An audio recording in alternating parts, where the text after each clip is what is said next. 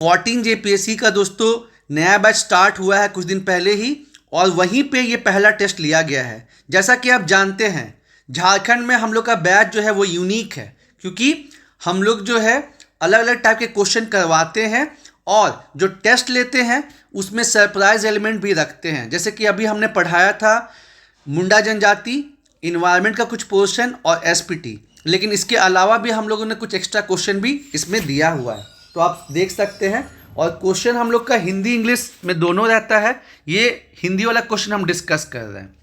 तो पहला क्वेश्चन जो है ये है वाटर सेस एक्ट पे, ठीक है,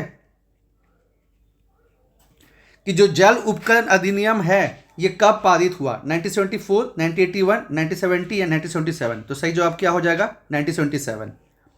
सेंट्रल पॉल्यूशन कंट्रोल बोर्ड का गठन कब हुआ, इसमें लोग कंफ्यूज हो गए और 1986 टिक करे हैं, जबकि ये इसका सही जवाब नहीं होगा यारो। जब 1974 में जल प्रदूषण को रोकने के लिए water pollution and prevention control act बना था, उसी समय सेंट्रल पॉल्यूशन कंट्रोल बोर्ड का भी गठन किया गया था। अभी आप जानते हैं कि हाल ही में जो है Indian state of forest report जो है 2023 आया है और इसके अनुसार झारखंड का वो कौन सा जिला है जहां पे वन क्षेत्र सबसे ज़्यादा घटा है। तो अब देखिए 2021 के कंपेरिजन में पूछा गया है, तो इसका सही जवाब हो जाएगा चतरा, लेकिन स्टूडेंट कंफ्यूज होकर क्या टिक कर दिए, जामताड़ा। तो देखिए अगर यहाँ पे 2021 के कंपैरिजन में नहीं पूछता तुलना में और केवल पूछता कि जो नया रिपोर्ट आया है उसके अनुसार झारखंड के किस जिले में परसेंटेज वाइज या फिर एरिया वाइज जंगल सबसे कम है, तब होता जामताड़ा। लेकिन यहाँ पे क्या पूछा गया है कि 2021 की तुलना में, तो आपको चतरा हो जाएगा। क्वेश्चन नंबर 4 है कि झारखंड के 24 डिस्ट्रिक्ट्स हैं, उसमें से 19 में वन क्षेत्र बढ़ा है। चलिए ठीक है। और सेकेंड पॉइंट है कि जो झारखंड की म्युनिसिपल बॉडीज़ हैं उसमें सबसे ज़्यादा वन क्षेत्र जो है राजमहल में है। तो दोस्तों ये 18वीं बार है जब वन सर्वेक्षण रिपोर्ट जो है वो प्रस्तुत हुआ है फॉरेस्ट सर्वे ऑफ इंडिया के द्वारा, जो हर 2 साल पे इसको प्रस्तुत करती है। इसका हेडक्वार्टर देहरादून में है, लेकिन जो म्युनिसिपल बॉडीज़ है उसमें ये राजमहल नहीं, यहाँ पे जो है रामगढ़ होगा। ये गूगली क्वेश्चन हम लोगों ने सेट किया था और इसमें मैक्सिमम लोग फंस गए हैं, क्योंकि जनरली के दिमाग में क्या रहा कि राजमहल की पहाड़ियों में जो है वो जंगल ज़्यादा है ना, लेकिन यहाँ पे मैक्सिमम कहाँ पे है, रामगढ़ में। तो सही जवाब क्या हो जाएगा, ए 4 का, ठीक है ना। और जैसे दोस्तों झारखंड के 24 जिलों में 19 जिलों में जो है 24 में से 19 जिलों में वन बढ़ा है, उसी तरह भारत के 19 स्टेट यूनियन टेरिटरीज कंबाइंड ऐसे हैं जहां पे 33% से ज़्यादा जो है वो फॉरेस्ट कवर है। तो ऐसे आप चीज़ों को याद रख सकते हैं। क्वेश्चन नंबर 5, भारत में क्या सबसे ज़्यादा, मतलब जो वन है उसका प्रकार क्या सबसे ज़्यादा का है, यानी क्या वो प्रोटेक्टेड फॉरेस्ट ज़्यादा है या रिजर्व फॉरेस्ट ज़्यादा है या नन है। तो देखिए दोस्तों यहाँ पे लोग सोचते हैं कि प्रोटेक्टेड फॉरेस्ट जिसमें कि national park, wild life sanctuary, biosphere reserve ये सब होता है, इसका परसेंटेज सबसे ज़्यादा है, लेकिन ऐसा नहीं है। राज्य जो है अपने कुछ ऐसे जंगल रखते हैं जहाँ पे किसी भी टाइप का ह्यूमन एक्टिविटीज़ अलाउड नहीं होता है अनटिल अनलेस परमिटेड, और इसको बोलते हैं रिजर्व फॉरेस्ट। तो जो प्रोटेक्टेड फॉरेस्ट है ये तो लगभग 33% ऐसे समथिंग है, लेकिन ये अराउंड 55% है जो रिजर्व फॉरेस्ट है।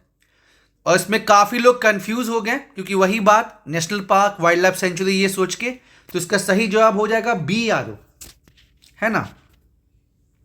अब देखिए ये मुंडा जनजाति से क्वेश्चन पूछा गया है कि जो हाथू मुंडा है, हाथू मुंडा जो है ये किसका प्रधान होते हैं। तो देखिए उसमें क्या है, मतलब मुंडा जनजाति में कि जो विलेज का हेड होता है, जो गांव का हेड होता है उसको हम लोग बोलते हैं मुंडा, ये हेडिटरी पोस्ट है।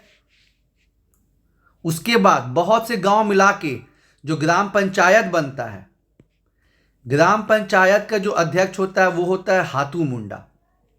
और फिर उसके भी ऊपर पढ़ा राजा होता है जिसका हेड मानकी होता है, और मतलब पढ़ा पंचायत होता है। पढ़ा पंचायत जो है supreme executive legislative judicial body है, और वहाँ पे मानकी और पढ़ा राजा मिलके काम चलाते हैं। तो इसका जो सही जवाब है कि हाथू मुंडा किसका प्रधान होता है, ग्राम पंचायत का, ठीक है। अब देखिए, जैसे कि मैंने आपको बताया कि हमारा टारगेट यही रहता है कि जो भी कॉम्प्लिकेटेड टॉपिक है उसको पहले करवा दिया जाए। तो हम लोग CNT SPT में से SPT को पहले ख़त्म करवाते हैं। टारगेट भी यही रहा कि जैसे न्यू ईयर वेकेशन से पहले इसको करवा देंगे तो सही रहेगा। तो उससे क्वेश्चन दिया गया है कि SPT का वो कौन सा एक्ट है जिसको 2016 में चेंज करने का कोशिश किया गया। तो 2016 में CNT के 3 एक्ट कौन कौन से, 21, 49 और 71A, इसको बदलने की कोशिश की गई थी। और SPT का एक ही एक्ट जो है इसको चेंज करने की कोशिश की गई थी, लेकिन उस समय जो गवर्नर थी मैडम द्रौपदी मुर्मू, जो अभी देश की प्रेसिडेंट भी हैं, उन्होंने इस बिल को वापस कर दिया था और ये बदलाव नहीं हो सका। हालांकि कहीं कहीं ये अभी मिस्टेक दिया हुआ है कि बदलाव कर दिया गया था, लेकिन आप ध्यान में रखिएगा, कोशिश की गई थी लेकिन ये नहीं हुआ। SPT का वो कौन सा सेक्शन है, धारा है, जहां पे टाइप्स ऑफ रैयत, ठीक है, टाइप्स ऑफ रैयत, रैयत के प्रकार बताए गए हैं। तो ये है आपका चैप्टर नंबर 3 में सेक्शन 12 में बताया गया है कि आपका जो संथाल परगना है वहां पे जो है 3 टाइप के रैयत होते हैं, ठीक है। कौन कौन से, जिनका गांव जहां मतलब जिनका घर जहां पे है वहीं पे उनकी जमीन है, तो उनको हम लोग बोलते हैं निवासी जमाबंदी रैयत हिंदी में, और रेसिडेंट जमाबंदी रैयत इंग्लिश में। जिनका जमीन कहीं और है, घर कहीं और, ठीक है, मतलब जमीन मान लीजिए कि रांची में है, रहते हैं जमशेदपुर में, तो जमीन कहीं और घर कहीं और, इनको बोलते हैं गैर निवासी जमाबंदी रैयत, क्योंकि वहां पे रहते नहीं है, और इंग्लिश में बोलते हैं नॉन रेसिडेंट जमाबंदी रैयत। और एक थर्ड कैटेगरी है कि ना ही घर है ना ही जमीन है, जो भूमिहीन किसान, ठीक है। तो ये रैयत के प्रकार कहाँ बताए गए हैं, चैप्टर नंबर 3 के सेक्शन 12 में। इनमें से क्या सही है, जो आदिवासी रैयत है, और दोस्तों ध्यान दीजिएगा SPT के जो शेड्यूल बी है, अनुसूची बी, वहां पे जनजातियों का जिक्र किया गया है, 10 आदिवासी जनजाति का वहां पे जिक्र है, ठीक है ना। तो उसमें बोला गया कि आदिवासी रैयत जो है वो मैक्सिमम 6 वर्ष के लिए अपनी जमीन भूगुत बंधक के रूप में दे सकते हैं। भूगुत बंधक का मतलब क्या हुआ कि ये एक रैयत है, इसको एडवांस में कुछ पैसा चाहिए, तो ये किसी अमीर साहूकार के पास जाएगा और अपनी जमीन को गिरवी रख देगा, इसको बोलते हैं भूगुत बंधक। और दूसरा पॉइंट है कि जो गैर आदिवासी रैयत है ये अपनी 1/4 जोत जो है वो अनाज बैंक को दे सकते हैं। तो देखिए ये तो सेक्शन 21 में लिखा है कि जो गैर आदिवासी रैयत है वो अपने 1/4 जोत जो है वो अनाज बैंक में, दूसरे रैयत के पास, या फिर सहकारी समिति कोऑपरेटिव सोसाइटी के पास जो है मैक्सिमम 6 साल के लिए दे सकते हैं। लेकिन सेक्शन 20 में कहीं भी ये चीज नहीं मेंशन है कि आदिवासी रैयत जो है, ट्राइबल रैयत, वो अपना जमीन जो है वो 6 साल के लिए मॉर्टगेज कर सकते हैं। तो इसका सही जवाब क्या हो जाएगा यारो, 2। क्वेश्चन नंबर 10, झारखंड सरकार ने अपने स्टेट का सिंबल कब अपनाया, तो ये 14 अगस्त 2020। सही क्रम में सजाएं, डेवलपमेंट का, विकास का जो है अलग अलग से अब मतलब तरीका इजाद किया गया है, उसमें आपको अरेंज करना है। मानव human development index, multiple dimensional मतलब मल्टी डायमेंशनल पॉवर्टी इंडेक्स, बहुआयामी गरीबी सूचकांक, और एक physical quality of life index. तो देखिए सबसे पहले क्या होता था, प्रति व्यक्ति आय पे जो है ग्रोथ को मापते थे। फिर 1970 में जो है डेविड मॉरिस ने जो है एक नया कंसेप्ट लाया कि नहीं भाई, आप जो है क्वालिटी ऑफ लाइफ उसके बेसिस पे करिए कि जीवन प्रत्याशा क्या है, मृत्यु दर क्या है, उसका एवरेज सब निकालिए। फिर 1990 में और डेवलपमेंट हुआ और तरक्की हुई, तो मानव विकास सूचकांक, जिसमें कि शिक्षा, एजुकेशन, स्वास्थ्य और इनकम, तीनों चीज को, स्टैंडर्ड ऑफ लाइफ है ना, मतलब PLQI में जो क्या हुआ, PQLI में इसमें जुट गया इनकम वाला मैटर, तो आपका हो गया ह्यूमन डेवलपमेंट इंडेक्स। फिर 2010 में UNDP कंसेप्ट लेके आया बहुआयामी गरीबी सूचकांक का, और अभी जो है 2016 में रिसेंट वाला चलता है सतत विकास लक्ष्य, ठीक है। इस पे क्वेश्चन जो है 7 JPSC में पूछा गया था, थोड़ा चेंज करके, तो इसका सही जवाब हो जाएगा डी। सबसे पहले PQLI आया, उसके बाद आपका SDI आया और MPI आया, ठीक है। Question number 12, GDP, IIP, CPI जैसे महत्वपूर्ण डाटा कौन जारी करता है। तो दोस्तों यहां पे काफी कंफ्यूजन होता है, क्योंकि अभी किताब और कई जगह इसको ठीक नहीं किया गया। देखिए पहले क्या होता था ना कि जो NSSO है ये डेटा मतलब सर्वे करता था, सर्वेक्षण करता था और ये CSO को अपना रिपोर्ट सौंपता था और CSO इसको पब्लिश करता था। लेकिन 2019 में दोनों को जोड़ दिया गया और अब जो संस्था है वो NSO है। तो जितने भी महत्वपूर्ण डेटा है, सकल घरेलू उत्पाद हो गया, IIP हो गया, CPI हो गया, ये सबको कौन पब्लिश करता है? NSO। कंफ्यूज नहीं होना है दोस्तों, ठीक है। अब राजकोषीय घाटा, तो ये बहुत ही इंपॉर्टेंट इंडिकेटर है, ये सरकार के ओवरऑल कर्जे को बताता है, फिस्कल डेफिसिट है ना, ये पूछता ही पूछता है। तो 2024-25 में क्या रखा गया? तो 4.9% जो है इसका टारगेट रखा गया है। अब जैसे कि मैंने बताया था कि ये क्वेश्चन आने को तैयार है कि 2016 में रघुबर दास सरकार ने CNT के 3 सेक्शन को बदलने की कोशिश की थी। कौन कौन से? 21, 49, 71A और SPT का एक सेक्शन। तो देखिए इसमें पूछा गया कि कोशिश नहीं की गई है, तो 21 को की गई थी, 49 को भी की गई थी, 71A को भी की गई थी, तो 48 को नहीं की गई थी, तो B हो जाएगा। अब देखिए इन्वायरमेंट का क्वेश्चन है ये कि जो ABS का कंसेप्ट है, एक्सेस बेनिफिट एंड शेयरिंग, मान लीजिए इंडिया का नीम है, इसका कोई इस्तेमाल दूसरा देश कर रहा है, तो हम लोग को भी तो बेनिफिट मिलना चाहिए। तो इस किससे संबंधित है? तो ये संबंधित है नगोया प्रोटोकॉल से दोस्तों। और नीचे डिस्क्रिप्शन में 2 बहुत जबरदस्त इन्वायरमेंट का वीडियो दिया गया है, और बहुत लोग को पर्यावरण में, क्लाइमेट चेंज में जो टर्म्स है वो दिक्कत होती है। अगर आप मेरे दोनों वीडियो देख लीजिएगा, मैं आपको प्रॉमिस करता हूं आपका क्वेश्चन नहीं छूटेगा, ठीक है। उसके बाद देखिए अगेन इकोनॉमिक्स से क्वेश्चन पूछा गया है कि थोक मूल्य सूचकांक और मतलब उपभोक्ता मूल्य सूचकांक, wholesale price index, consumer price index, दोनों इंपॉर्टेंट इंडिकेटर हैं किस चीज के लिए? महंगाई को मेजर करने के लिए। 2014 तक तो जो हेडलाइन इन्फ्लेशन है उसको मेजर करने के लिए भारत इस्तेमाल करता था WPI, लेकिन इसमें कुछ कमियां हैं, इसमें सर्विस सेक्टर नहीं है और भी कुछ कुछ प्रॉब्लम है। तो 2015 से भारत इस्तेमाल करता है CPI कंबाइंड, ठीक है। और एक क्वेश्चन कि RBI को जो हमारा सेंट्रल बैंक है उसको भी जो है आपको 2016 से इन्फ्लेशन टारगेटिंग का जो टारगेट दिया गया है वो भी CPI के बेसिस पे ही है। ये बहुत इंपॉर्टेंट टॉपिक है ना। तो इसमें क्या बोला गया? 2 स्टेटमेंट बोला गया है कि जो WPI इसमें सबसे ज़्यादा वेटेज फूड को है, CPI में सबसे ज़्यादा वेटेज मैन्युफैक्चरिंग को है। तो ये दोनों ही मैंने ऊपर नीचे कर दिया, ये दोनों ही स्टेटमेंट गलत है। जो WPI है उसमें सबसे ज़्यादा वेटेज जो है मैन्युफैक्चरिंग गुड को है, और जो कंज्यूमर प्राइस इंडेक्स है वहाँ पे फूड को है, ठीक है। और सरकार क्यों इसको चेंज कर दी, क्यों हेडलाइन इन्फ्लेशन को जो है WPI से नहीं मेजर करते हैं? क्योंकि WPI में जो सर्विस सेक्टर है जिसका इतना ज़्यादा योगदान है GDP में, वो सम्मिलित नहीं है यारों, तो इसको चेंज किया गया। अब देखिए पहले मैंने भारत सरकार का पूछा था कि राजकोषीय घाटे का लक्ष्य कितना है फिस्कल डेफिसिट का, अब पूछा झारखंड सरकार का, तो इसका सही जवाब हो जाएगा 17 का B।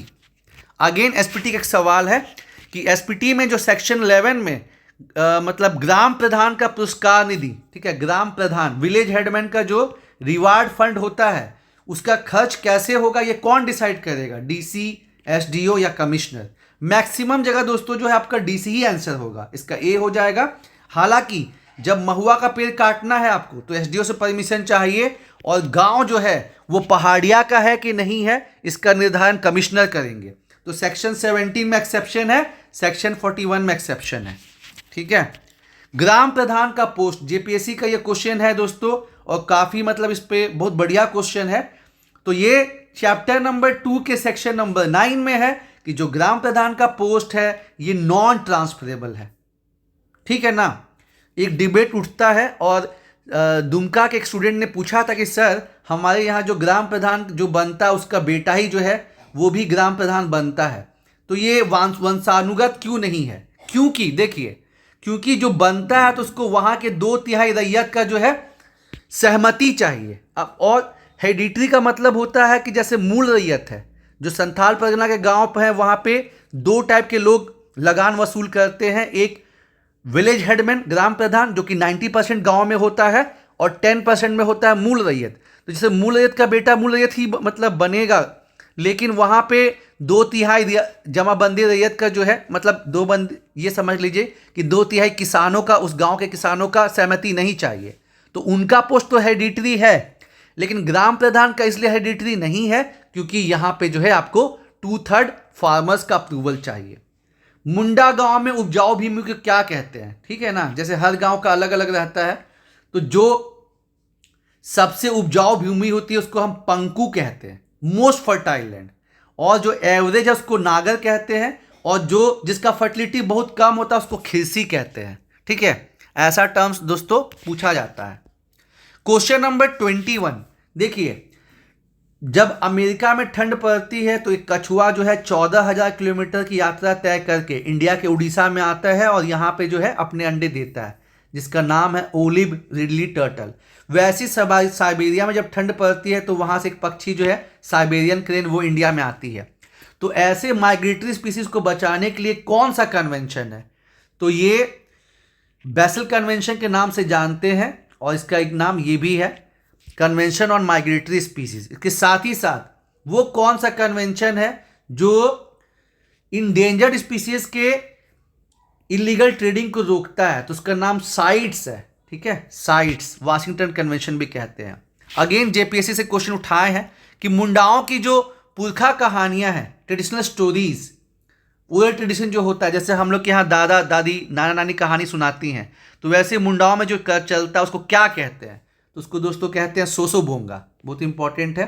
अब देखिए यहाँ पे काफ़ी कंफ्यूजन है, लोग को यहाँ पे क्लैरिटी मैं करना चाहूँगा कि देखिए हम लोग जो पढ़ते हैं 1949 में, जैसे होता है ना कि 1908 में CNT एक्ट पास हुआ, छोटा नागपुर टेनेंसी एक्ट, लेकिन 1949 में SPT एक्ट नहीं पास हुआ, SPT सप्लीमेंट्री प्रोविजन एक्ट, ठीक है। सप्लीमेंट्री कैसे होता है कि बोर्ड एग्जाम में अच्छा परफॉर्मेंस नहीं होता था तो फिर सप्लीमेंट्री एग्जाम देना होता था, वैसे ही ये कंसेप्ट है दोस्तों।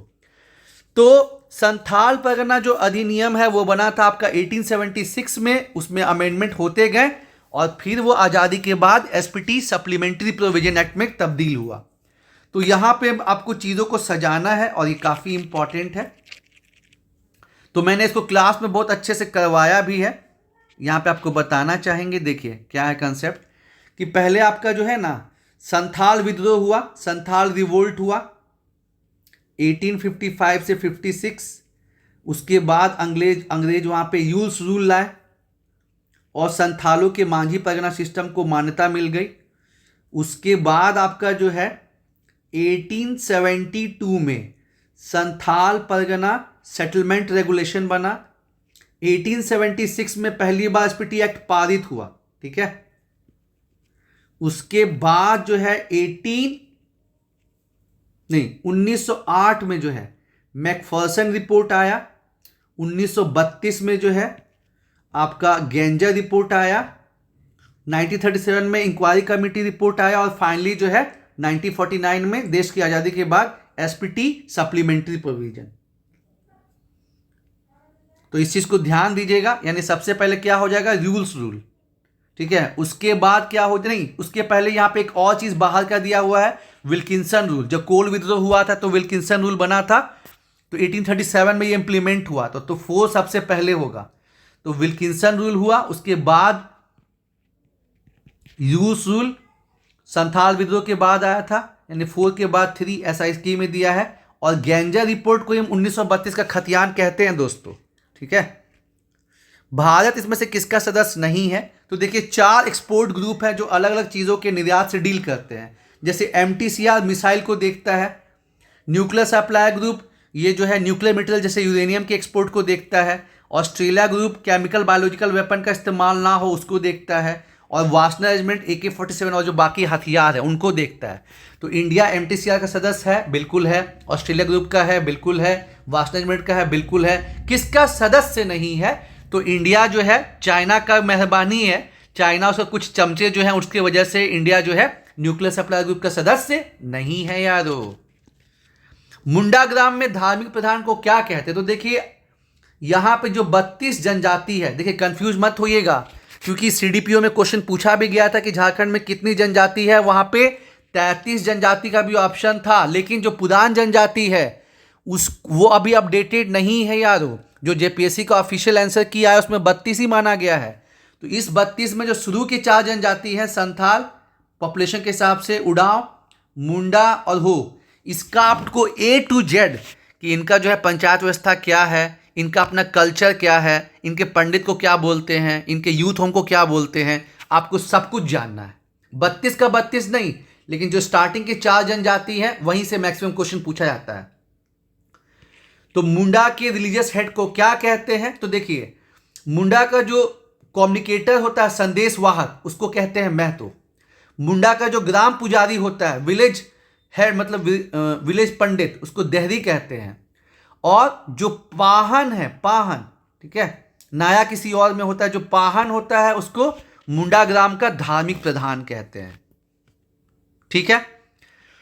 टोलोंग सिक्की मतलब अब आपको बोले ना कि जो 4 मेन जनजाति है, मुंडा, उड़ाव मतलब संथाल, पॉपुलेशन के हिसाब से सबसे ज़्यादा झारखंड में, नंबर 2 पे उड़ाव, नंबर 3 पे मुंडा, चौथा पे हो। तो इसका आपको A to Z चीज़ जानना है। ठीक है। जैसे संथालों का ओल चिकी लिपि है, ओल चिकी लिपि, और कौन जुड़े हैं इसके? पंडित रघुनाथ मुर्मू। तो वैसे ही कुडुक, उड़ाव का जो है वो तोलोंग सिक्की है, विष्णु नारायण देव। ठीक है ना। तो तोलोंग सिक्की जुड़ा हुआ है छत्तीसगढ़ी। अब यहाँ 2024 में कुछ इंपॉर्टेंट सम्मेलन हुए हैं, तो आपको बताना है कि कौन कहाँ से रिलेटेड है। तो G7 आपको ध्यान ही में होगा, इटली हुआ। 2023 में G20 हुआ था न्यू दिल्ली में, और अभी हुआ है ब्राज़ील में।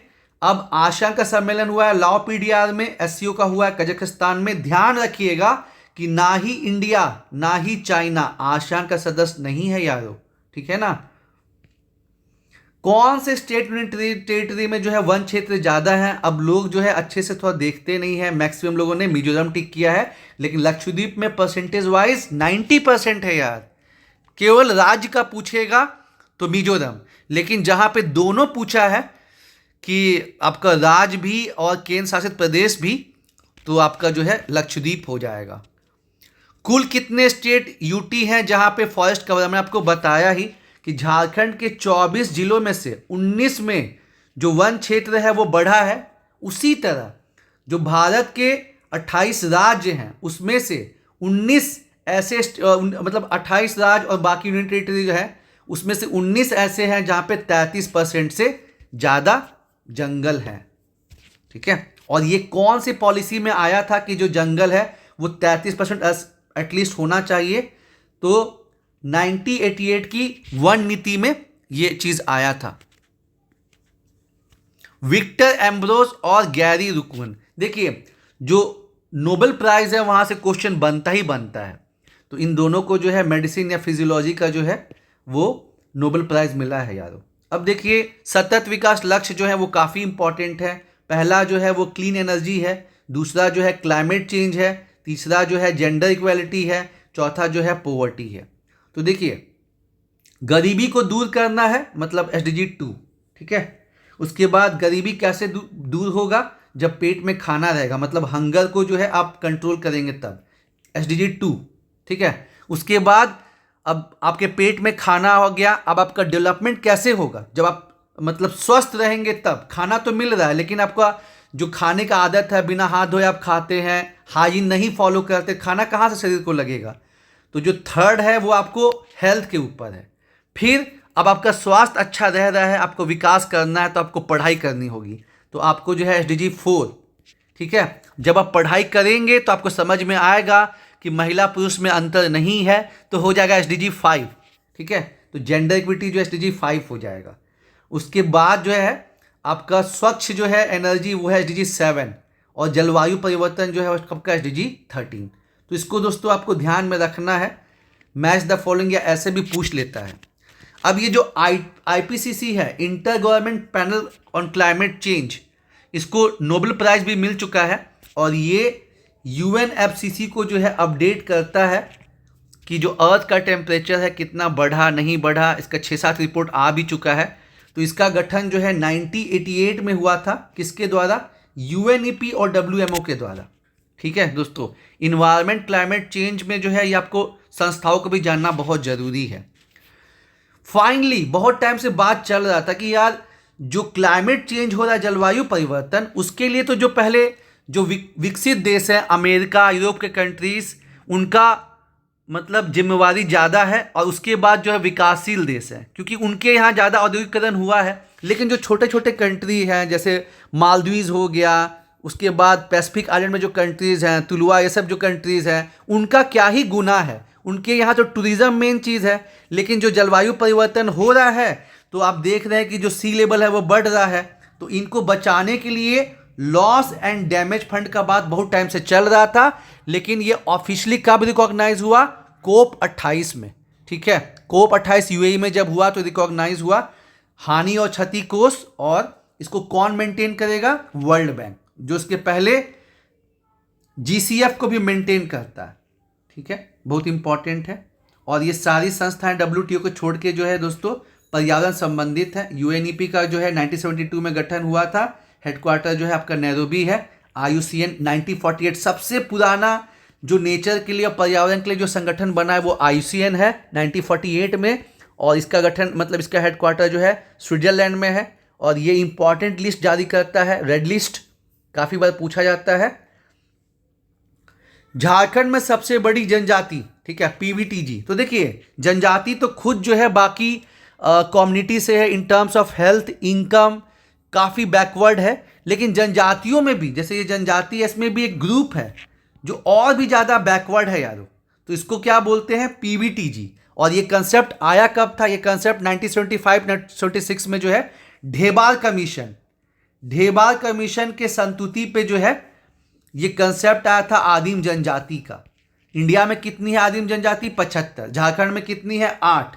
क्वेश्चन क्या पूछा गया है कि झारखंड में सबसे बड़ी जनजाति कौन सी है? तो आपका है ये माल पहाड़िया। और केवल अगर यहाँ पे जनजाति पूछता, मतलब आदिम जनजाति नहीं पूछता, तो संथाल। कंफ्यूज नहीं होना दोस्तों। 32 यहाँ पे ट्राइब है, ठीक है। 10 और को पार्लियामेंट से अप्रूवल मिला है, लेकिन वो अपडेट अभी झारखंड सरकार नहीं करी है, तो फिर 42 हो जाएंगे, लेकिन अभी 32 है। और उस 32 में क्या है कि 8 जो है आदिम जनजाति है, ठीक है। और ये आदिम जनजाति का कंसेप्ट कब आया था? 75-76 में ढेबार कमीशन के रिकमेंडेशन पे। और ये बहुत ज़्यादा बैकवर्ड हैं, क्योंकि अभी भी ये सेटल्ड लाइफ जो है वो नहीं जी पा रहे, घुमंतु जिंदगी जीते हैं। तो माल पहाड़िया जो है, और सरकार, झारखंड सरकार इनको 35 किलोग्राम अनाज देती है घर जाके, जहां इनका निवास स्थान है उनको मतलब देती है। डाकिया स्कीम 2017 में चालू हुआ था, और पिछले जेपीएससी में 7 जेपीएससी में 2 क्वेश्चन जो है डाकिया स्कीम पे पूछा गया था। और भी बहुत सारा मतलब जैसे स्कूल चलाना, हॉस्पिटल चलाना, और भी सरकार जो है काफ़ी स्टेप जो है इसके लिए कर रही है। ये काफ़ी इंपॉर्टेंट है यारों।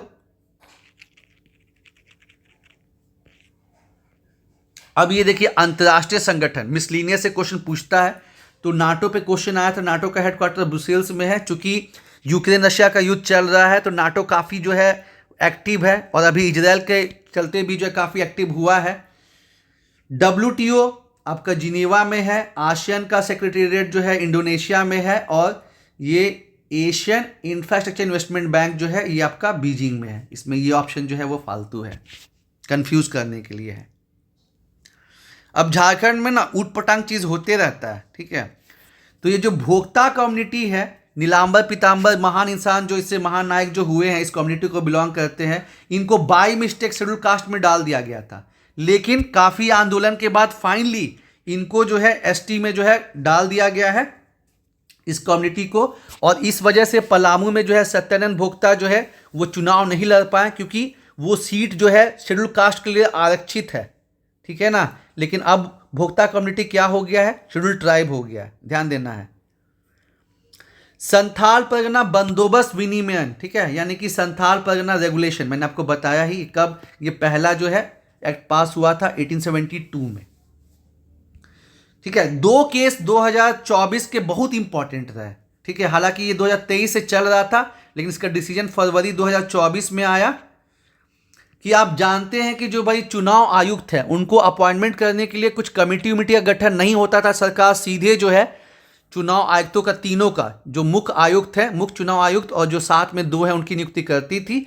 तो अनूप बनवाल केस को फॉलो करते हुए अब एक कमेटी बनाई गई है, जो कि जिसमें प्रधानमंत्री होंगे, अपोजिशन के लीडर होंगे, और एक कोई कैबिनेट के लीडर होगा। तो ये संबंधित है इलेक्शन कमीशन के अपॉइंटमेंट से। और साथ ही साथ जंगल का डेफिनेशन जो है वो गोदावर्मन केस एक पहले का था 95-96 का, तो सुप्रीम कोर्ट ने ये भी फैसला दिया है कि मतलब जंगल का जो डेफिनेशन है जो गोदावर्मन केस में दिया गया था उसको फॉलो करना है। तो क्वेश्चन ऐसा भी बन सकता है कि गोदावर्मन केस जो है मतलब उसमें उससे क्या संबंधित है, ठीक है, क्योंकि क्वेश्चन का लेवल बढ़ रहा है यारो, आपको ध्यान देना है। देखिए अब जो 1972 है, जो हमारा पहला जो है पर्यावरण या जैव विविधता का कानून है, वाइल्ड लाइफ प्रोटेक्शन एक्ट, वन्य जीव संरक्षण अधिनियम, उसको 50 साल के बाद उसको अमेंड किया गया, ठीक है ना। क्यों अमेंड किया गया आपको बताए थे कि जो साइट्स है जो इंडेंजर्ड स्पीसीज के इलीगल ट्रेडिंग को रोकता है उसको लागू करने के लिए। तो पहले उसमें जो है वाइल्ड लाइफ प्रोटेक्शन एक्ट में 6 अनुसूची थी, कौन से जानवर को मारना है, नहीं मारना, कि जानवर को मार सकते हैं, वो सारा डिटेल इसमें है। और संशोधन के बाद अब उसमें कितना अनुसूची हो गया है, तो 4। एक बहुत ही अच्छा क्वेश्चन है और इसमें तो मैक्सिमम लोग को ध्यान में नहीं था, तो मैक्सिमम लोगों ने पुराना वाला ही आंसर टिक कर दिया है, क्योंकि ये सरप्राइज क्वेश्चन था, मैंने मतलब पढ़ाया नहीं था। मैंने बोला ना कि हम लोग जो टेस्ट लेते हैं उसमें 1/3 क्वेश्चन जो है एटलीस्ट नया क्वेश्चन डालते हैं, सरप्राइज। पेशा अधिनियम, मतलब आप जानते हैं दोस्तों कि जो जनजाति है उनमें पहले से पंचायत व्यवस्था का सिस्टम चल रहा है। तो हम लोग के यहाँ तो 1992 में हो गया 73rd अमेंडमेंट से कि भाई पंचायती राज को जो है आर्टिकल 243 से 243O में जो है आपको दर्जा दे दिया गया, संवैधानिक दर्जा दे दिया गया। लेकिन जो ट्राइबल एरियाज हैं उनके यहाँ तो पहले से चल रहा है, तो वहाँ पे कैसे लागू किया जाए। तो भूरिया सिंह कमेटी का गठन किया गया और इसी कमेटी के रिकमेंडेशन पे 1996 में पेशा अधिनियम जो है वो लाया गया। अगर हम झारखंड की बात करें तो झारखंड के 24 जिलों में से 16 जिलों में 13 में पूरे तरीके से और 3 जिला गढ़वा, पलामू और गोड्डा, इसमें पार्शियली जो है मतलब नहीं सॉरी गढ़वा, पाकुड़ और गोड्डा में जो है पार्शियली जो है वो पेशा अधिनियम लगता है। तो उसका सही जवाब क्या हो जाएगा, 1996। हालांकि अभी तक झारखंड सरकार इसको लागू करने के लिए कानून नहीं बना पाई है। ड्राफ्टिंग हो चुकी है सितंबर 2023 में, और बार बार जो है गवर्नर साहब सुनाते भी रहते हैं कि झारखंड एक ट्राइबल वाला स्टेट है, लेकिन यहाँ पे उनके प्रशासन के लिए अभी तक पेशा कानून जो है वो लागू नहीं हो पाया, और ये दुख की बात है। और झारखंड अपना किस अनुसूची में आता है दोस्तों, तो 5वें अनुसूची में। जनजातीय एडमिनिस्ट्रेशन के लिए 2 अनुसूची बनाया गया है। जो पूर्वोत्तर राज्य है, नॉर्थ ईस्टर्न स्टेट, उसके लिए शेड्यूल 6 है, जिसमें आपका आसाम, उसके बाद आपका जो है मेघालय, मिजोरम और त्रिपुरा आता है, ठीक है, ATM, MM, और बाकी इधर जो है जो भी 10 ट्राइबल स्टेट है वहाँ पे लागू होता है पेशा अधिनियम। तो दोस्तों उम्मीद है आपको ये डिस्कशन पसंद आया होगा, और जो लोग भी नया बैच ज्वाइन करना चाहते हैं व्हाट्सएप नंबर दिया हुआ है, आप वहाँ पे कांटेक्ट करिए और फिर जो है नए बैच में शामिल हो जाइए। धन्यवाद दोस्तों।